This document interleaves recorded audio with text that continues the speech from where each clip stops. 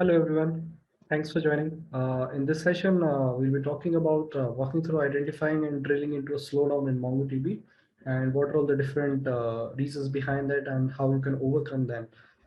Right. So before jumping into the slides, I would like to introduce myself.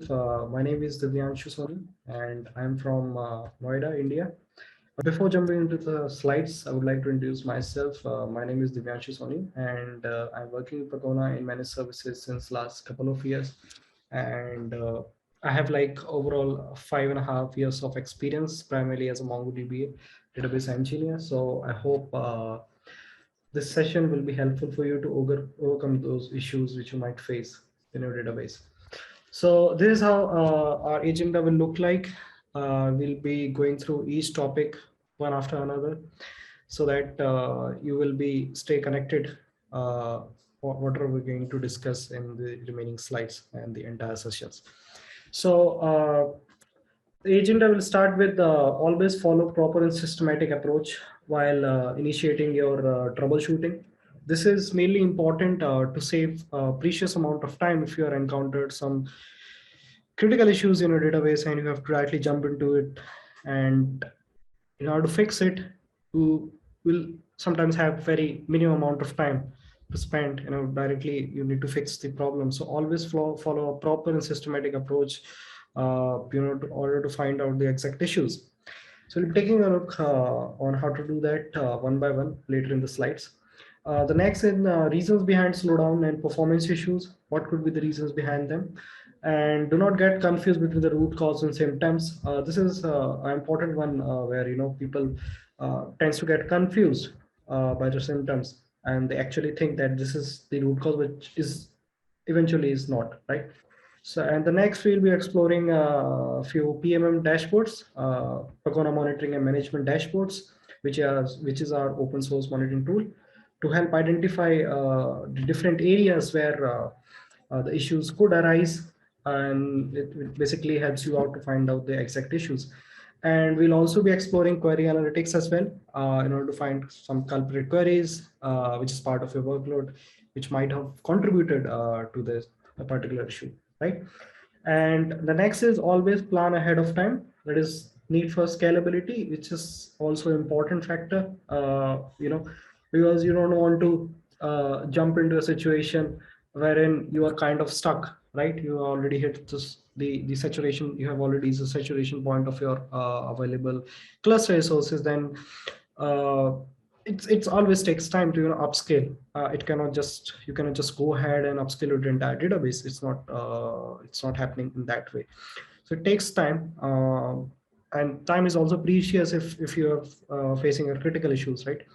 And last but not the least is best practices are constantly improving, right? So it's all those best practices which we'll be following and which we'll be taking care of are not just limited to what we are going through the session. There might be others, and in the future that might improve the overall performance. So we should always be constantly improving on what are the best practices we are following, right?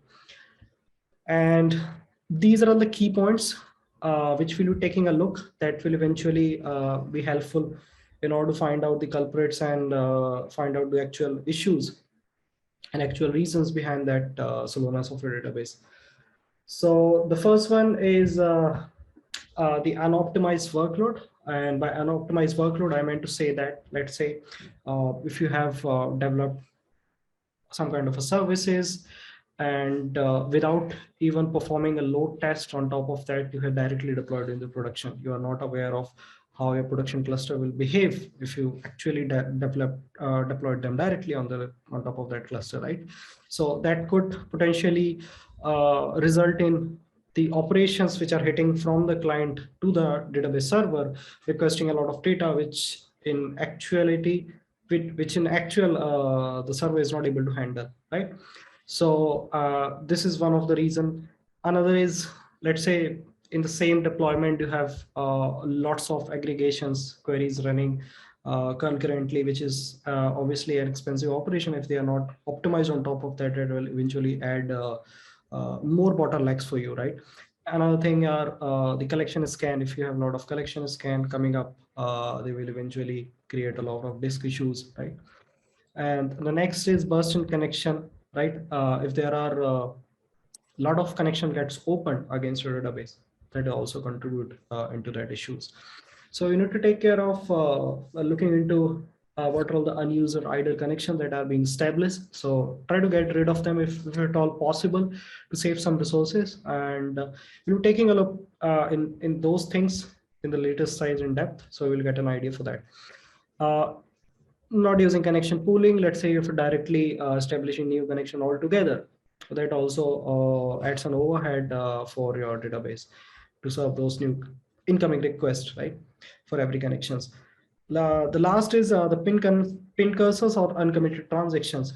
Oh, let's say if you have fired a query with a cursor, you haven't added a timeout or direct explicitly specified a no cursor timeout, so you kind of pin that cursor to be opened without any timeouts. So that will also create a bit of an issue for you because it sets an overhead for the resources.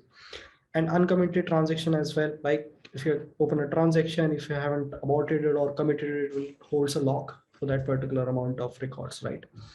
And the next is overwhelming cluster with heavy concurrent requests. Let's say uh, if you're running a concurrent, highly concurrent operations, it could be either read or write operations that could potentially exhausted all the white tagger tickets, right? So if you are aware of the concurrency tickets which are available in white tagger story engine, which are 128 for reads and 128 for writes. So let's say at a certain point of time you have consumed all of them, right? So any operations that are new and coming up trying to hit your database will end up in the queue because they are not getting any free tickets at that moment of time. So what you need to do, you need to figure out how you can improve those operations which are taking a lot of time and consuming those tickets at all, right? So if you can serve that traffic in a better way, in an optimized way, that will eventually going to help you out, right? So database model itself is not optimal.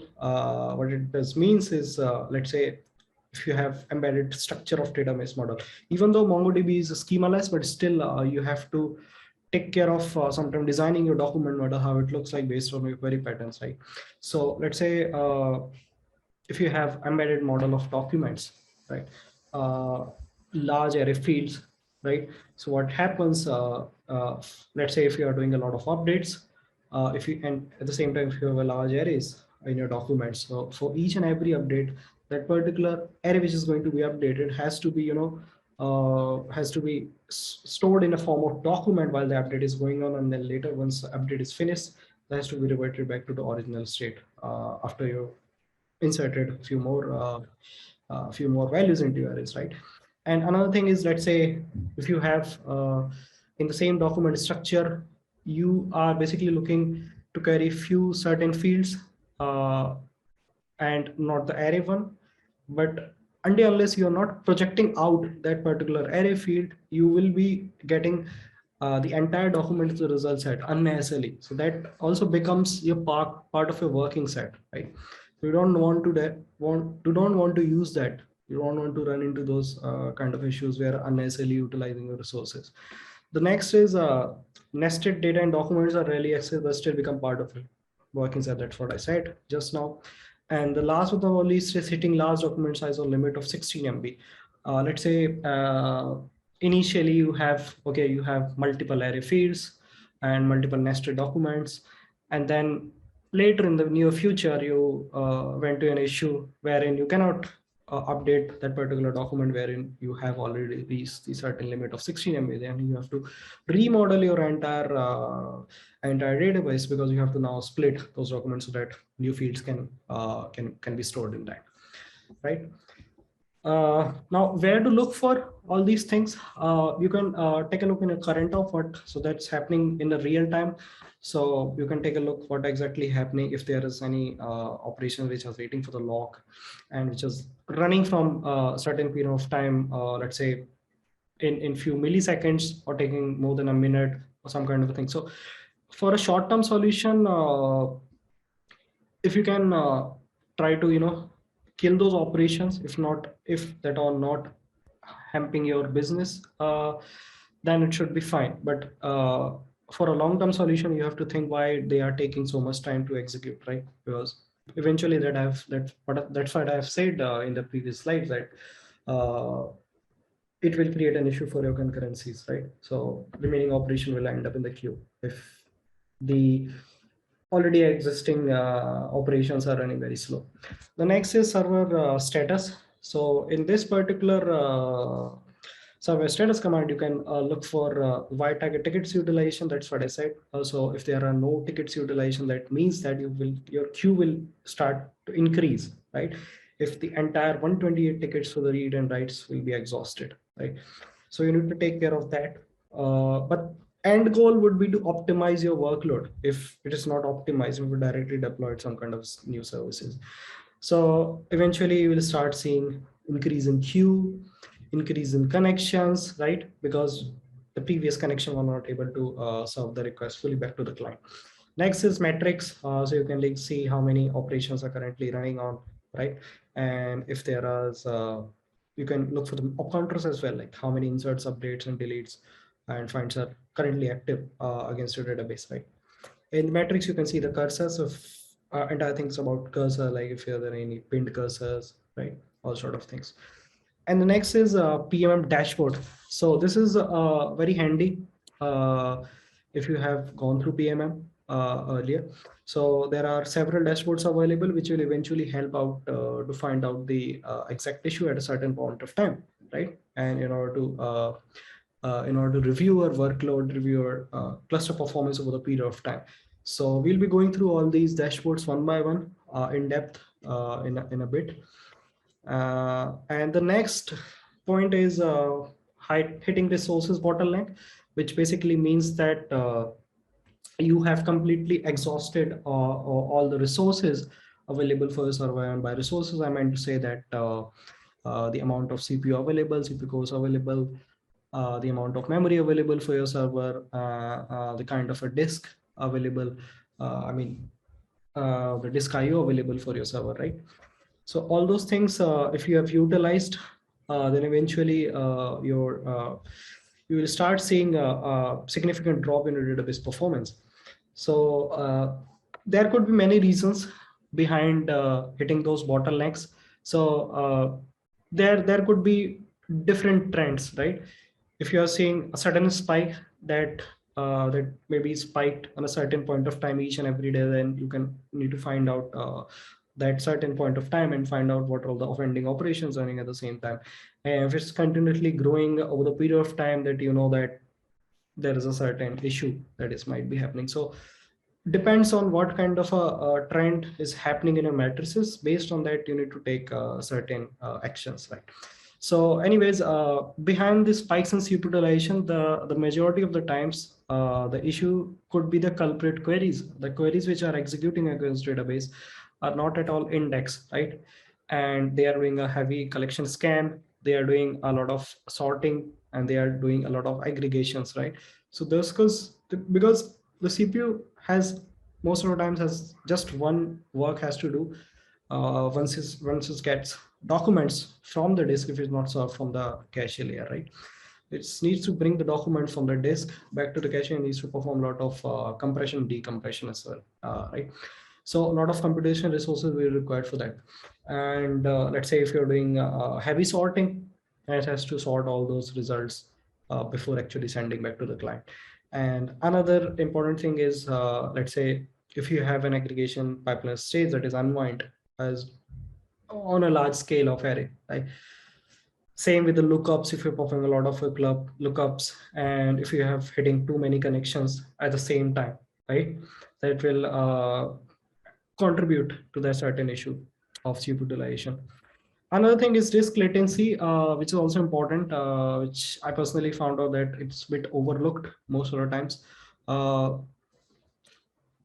Basically, if you are seeing high latencies in the disk metrics going beyond 1 millisecond or more than that, most of the time, that it means that your disk is not able to cope up with the workload, is not able to handle the request comings from the database side, right? So that eventually contributes if you're seeing a lot of IO waits as well, right?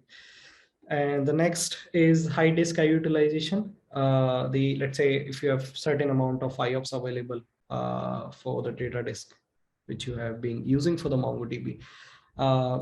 So based on that, if it's reaching the certain saturation point of, let's say, more than 90% majority of the time, right, then you mean that you are basically hitting the bottleneck of your disk, which is the worst kind of a issue that you can face for your database. So there could be many reasons, like similar reason of the large queries doing collection scan, which are involving a lot of disk IOs most of the times, which contributes to the lot of disk IO. And even if you have a lot of write operations which are disk bound majority of the times, then also you can see the high disk IO utilizations, right? So in heavy read disk bound workloads, which means that if you have a high read workload which is not being served from your cache, which is significantly faster as compared to disk, as we all know. That could also be the reason. Another is if you are seeing a lot of wiretagger cache eviction and wiretagger cache activities. This basically means your cache is not sufficient enough to handle that workload or handle the amount of data set that you are dealing with. So every time a new query is being firing, it has to go to disk, bring all the records back to the cache, and cache is already on its maximum usage, right? It has to flush out the least recently used pages to create some space for the new records that are coming from the disk, right? So that involves a lot of wiretagger cache activity, and there will be a lot of disk IO as well at the same time, along with what the query is actually doing for serving that request. Because of all those reasons, your queries per second gets throttled, right? Your requests per second gets throttled, throughput reduces a lot because of the same reason. That is basically because of your over the period of time, your working set is not able to fit within your wiretagger cache. What it means that every time you are firing a query which is already not being served from the cache, it has to go to disk and then create some space in order to hold them for the later use, and then send the response back to the client. So you need to take care of all those things. Let me just show you important thing while running a query so that it will be helpful for you. So this is how the PMM dashboard will look like, and there's the home page. So if you can see, there are several dashboards available which have different roles. So I'll be going through a few of them one by one so that we'll get an idea. So this is the instance overview, MongoDB instance overview, which will give you an insights about what exactly happening on top of the database rather than on the story engine level. So if you click on this one, you will be seeing a lot of different options. So currently I have just one particular cluster. So I will, it's already defaults to that one. And you can even select the time frame. Let's say last 3 hours if I've selected. So as you can see, this kind of a pattern here, right? So number of connections. So if you're seeing a certain spike in that, you know that there might be some offending operations or offending services that have been deployed from the application side. Similarly, for the cursors, if you're seeing a lot of pinned cursor, like I mentioned, utilizes a lot of resources. And similarly, queued operations, document operations, like how many documents are being basically the type of operation that is executing currently. Similarly, query efficiency as well, how efficient a query, if it's being doing a collection scan or doing index scan, right? And remaining metrics is also important, such as your page fault, right? If there is a page fault, that basically means that you are involving a lot of disk, which is eventually not good for you. The next important metrics is the wiretagger details, which I personally found very important, not just limited to disk or memory matrices. So same, you can select the time frame here. So almost all of them are important, but you need to take a look on few of them to get at least get an idea of what exactly happening.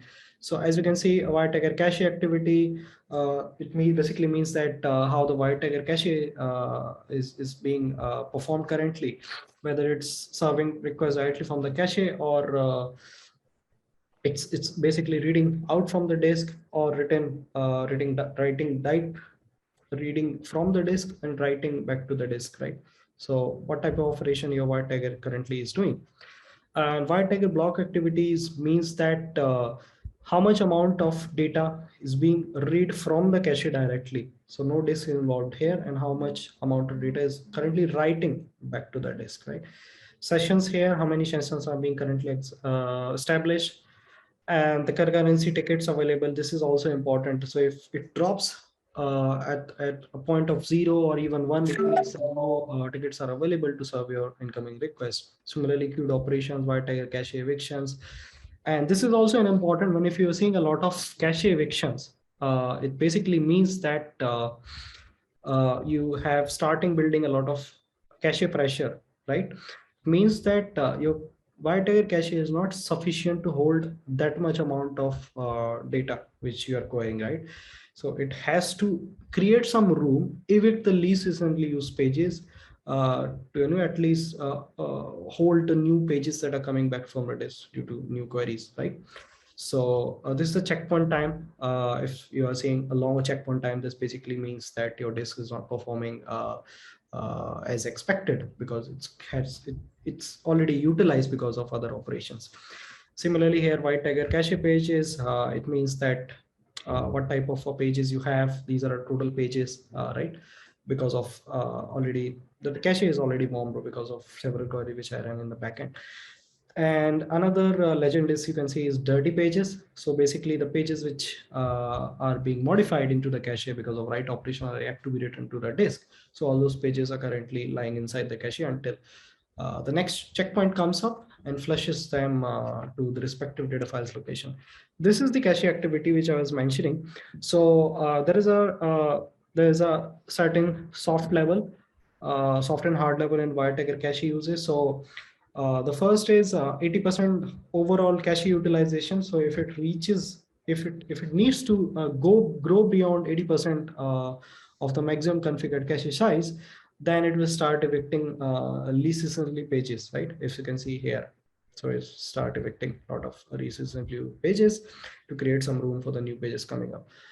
So all these matrices are basically will help you to identify the exact issue which is happening. Is this because of you're hitting the resources, or is it because your workload that are coming up is not optimized at all? So talking about the next topic we have is the sizing the cluster properly. This is the most important one because most of the times that I have noticed that the cluster that you have deployed is not at all properly sized based on the requirement from the application, that the type of workload you have, the traffic we are expecting, right? So you need to think about all those things and size a cluster properly. And by size a cluster properly, I meant to say you have to have sufficient amount of resources available already ahead of the time, so that you can serve your workload in a better way. So as a part of sizing, the most important factor is the type of disk you are choosing. Obviously, the recommended is SSD. If you have the local SSDs available, that would be best. And the amount of IOPS that it can provide you, that also matters a lot. So for IOPS, you need to think about on an average point of time, how many operations per second or requests per second you are expecting, right?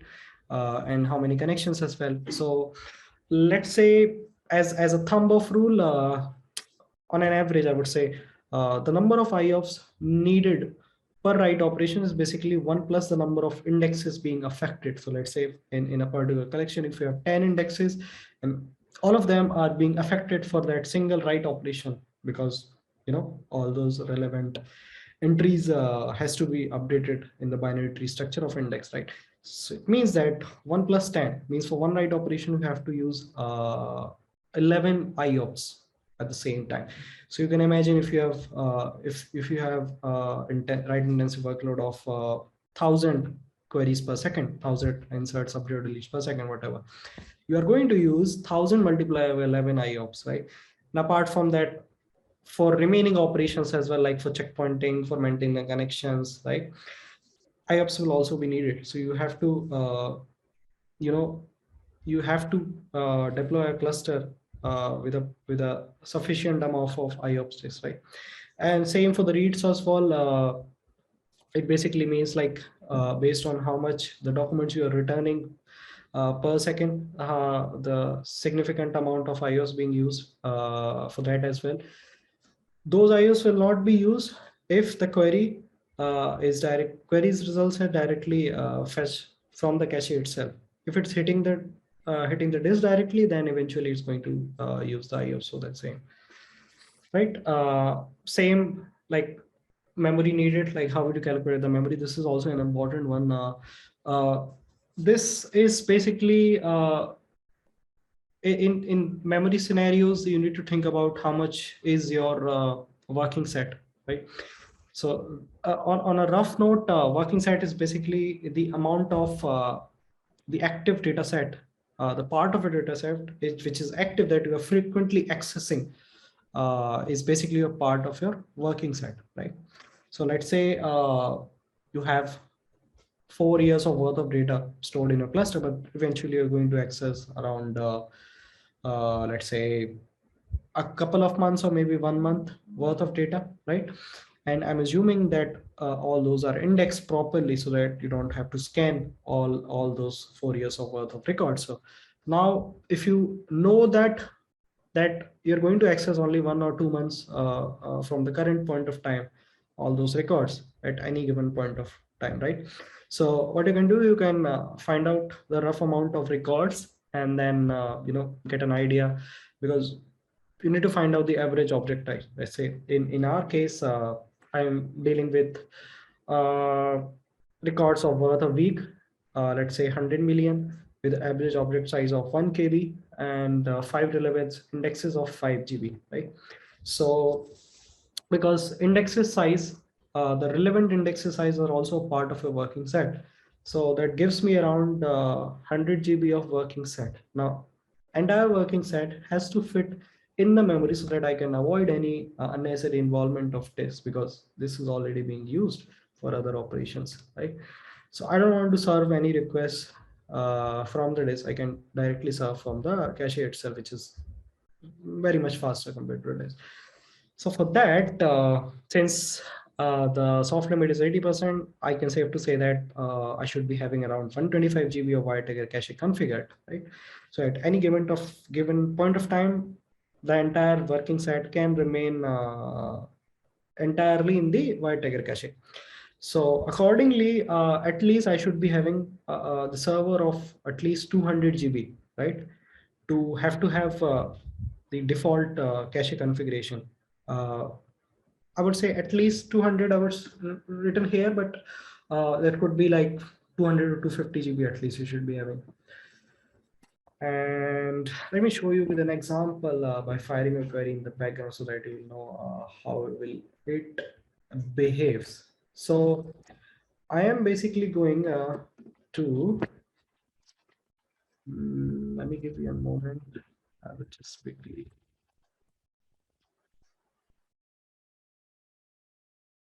Okay, I'm going to fire a query, right, which is not indexed. So it will give you an idea. So but this first query is basically indexed. So I'm going to run it against the database and see how it behaves with the cache. Okay, so this is already run. I'm sorry if I haven't shared my shell with you, but anyways, I'm running in the backend, so eventually it will show it up. Now I am going to execute a query, the similar kind of a query, but a different field, which is non-indexed. Let's say it's still running. The background will take a while. Now it executed.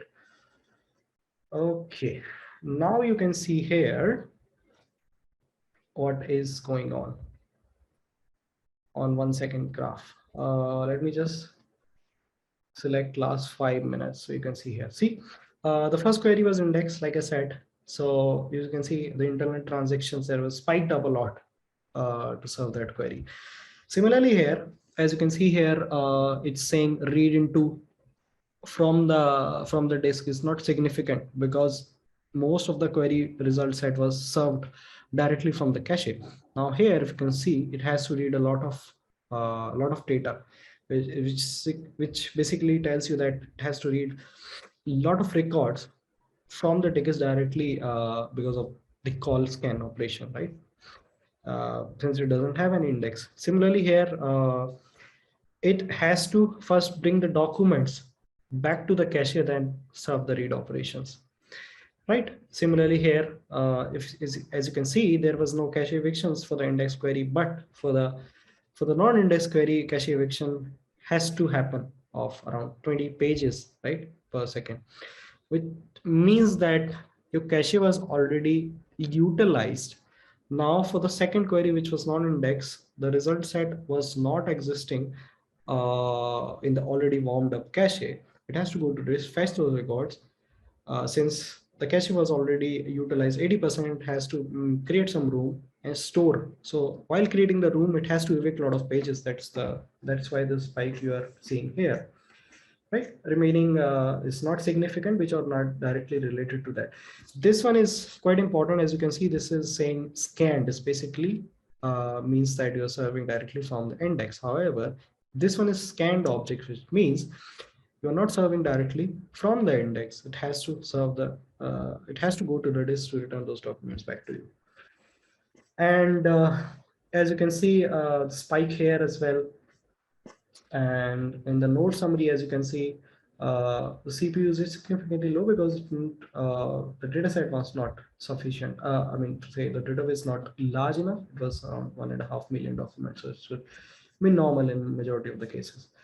So this is how a single query, just with a difference of an index, can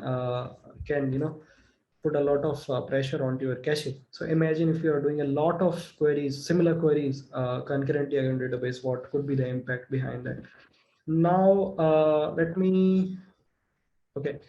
So this is how the behavior of your behavior of your database if you not have sufficient amount of resources available, right? Which is part of example we have just seen. Now, next is indexing and the query patterns, which is yet another important way of optimizing your workload. So always use your indexes wisely. Wisely as means as always try to have as many component indexes available, because if it's an opportunity to have least indexes available and improve your cardinality as well. Like if you have, because you're not directly running a query and looking for a certain document having this particular field value, right?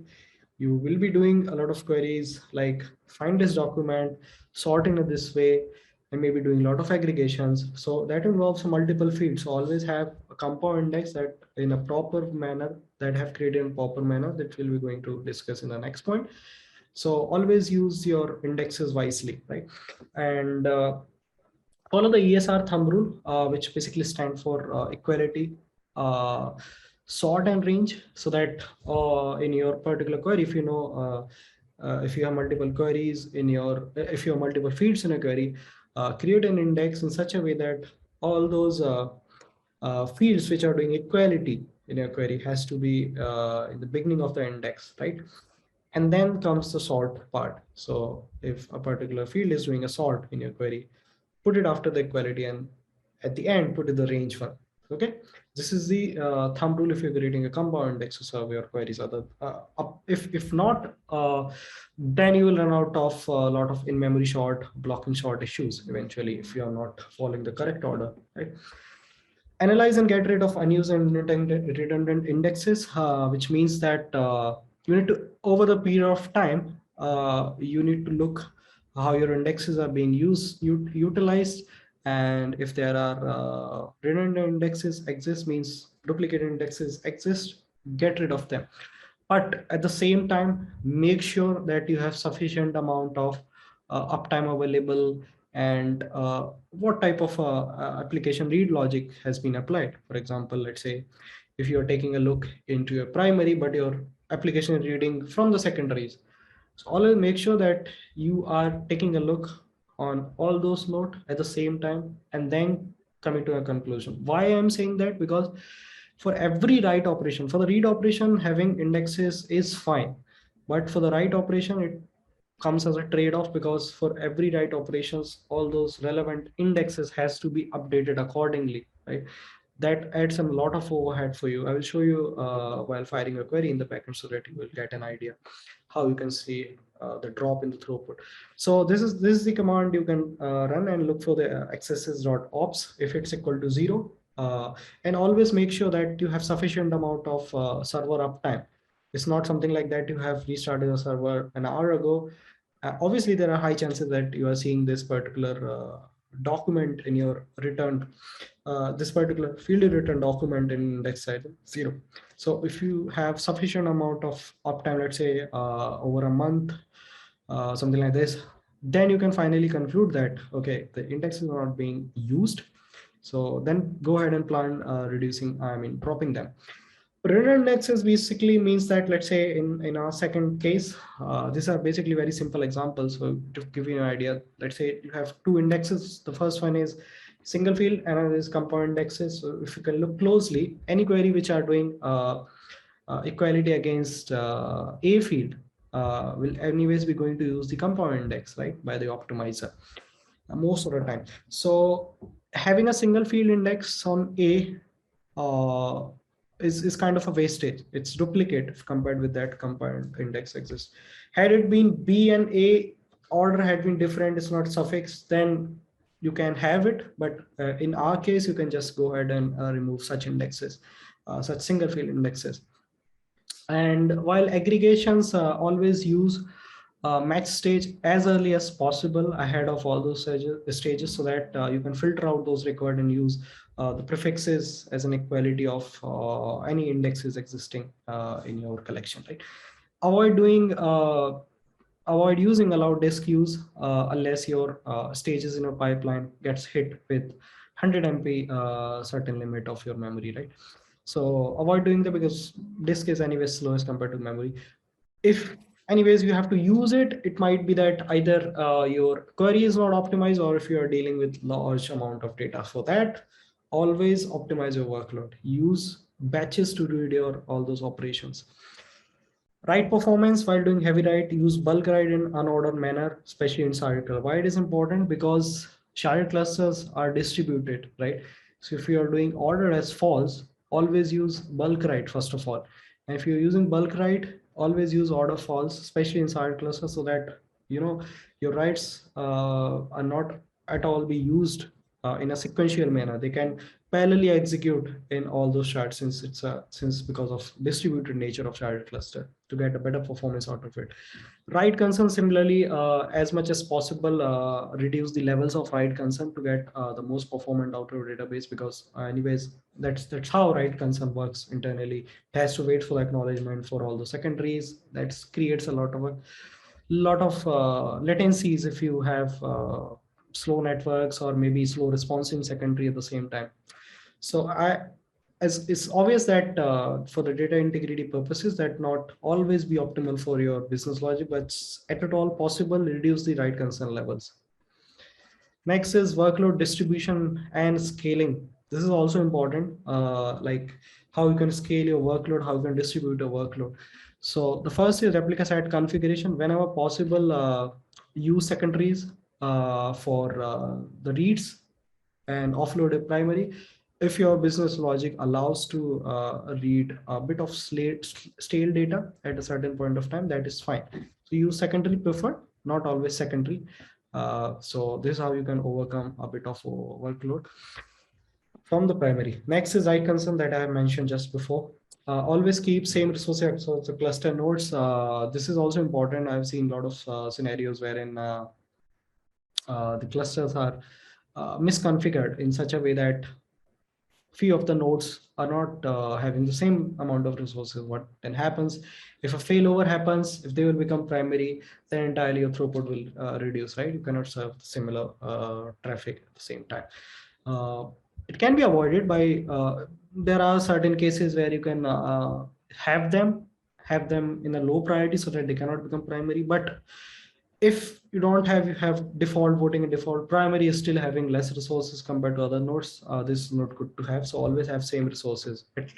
Uh, for the backup nodes as well, if you have dedicated backup node, I don't think that you can have less amount of resources and get ahead of that, because anyways, for the backups, it has some overhead as well. That's for another talk.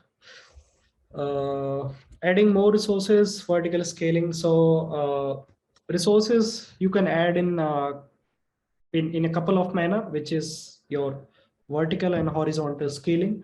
So for vertical scaling, you can introduce, like you are topping up your database nodes, bringing more memory, bringing more CPU, better disk, right?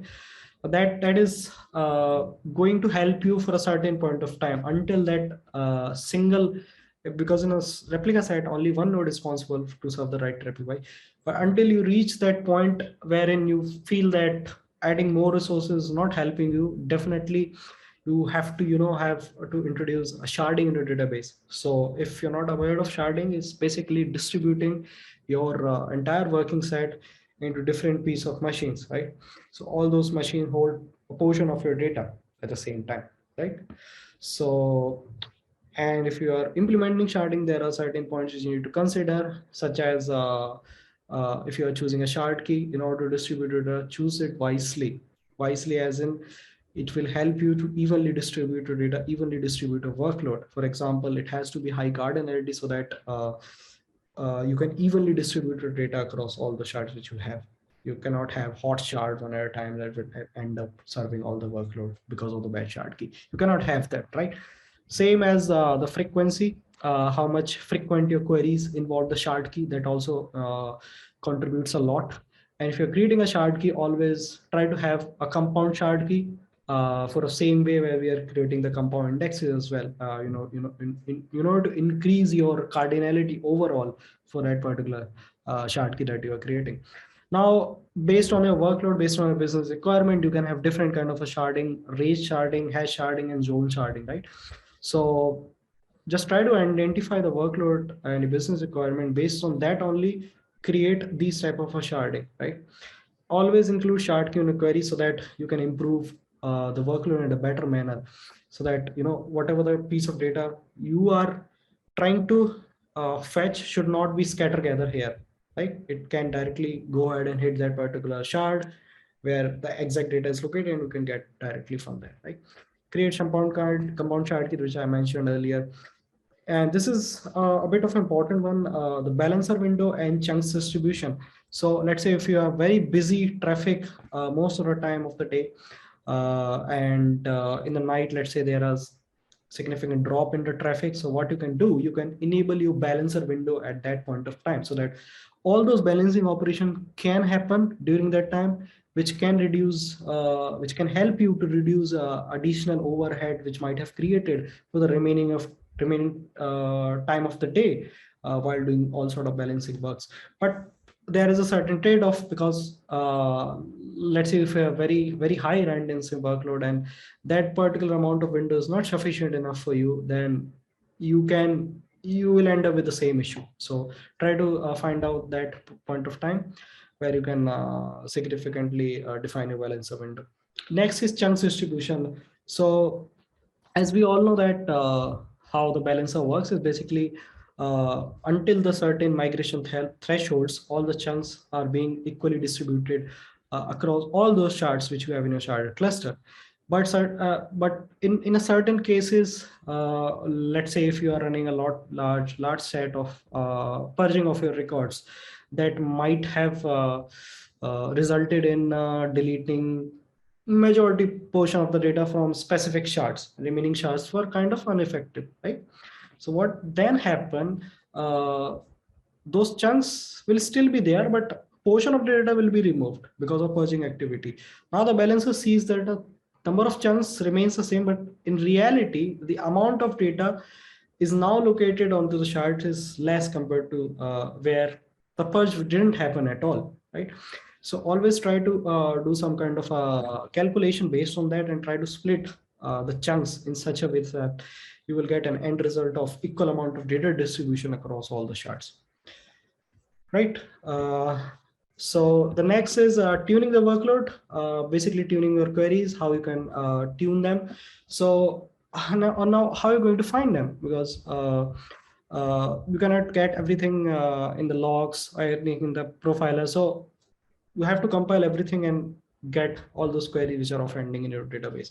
So look for the logs, look for the explain in the profiler. You can directly get the all those entries which with all those operations which are executed slowly, right?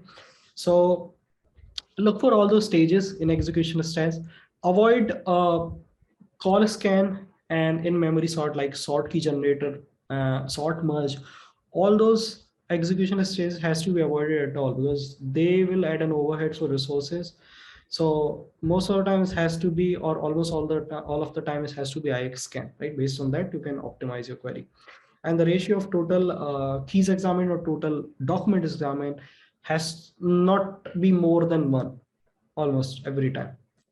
And if it's always good if you can have total documents examined 0 and the number of written and total keys examined are equal, which means that your query is now covered. Covered basically means the entire query return the results directly from the indexes instead of fetching remaining fields from the disk, right?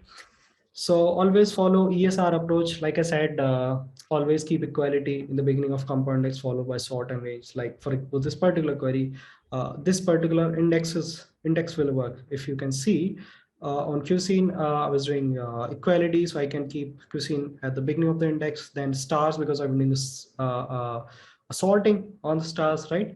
And then at the last, I can do address or zip code because for range query, right? So when the query will fire, the optimize will directly go to top of the binary tree of the index, look for the cuisine. Based on that, stars will already be sorted, and then remaining address or zip code will be returned back to you. Avoid unwanted arrays. This basically means that I mentioned earlier as well.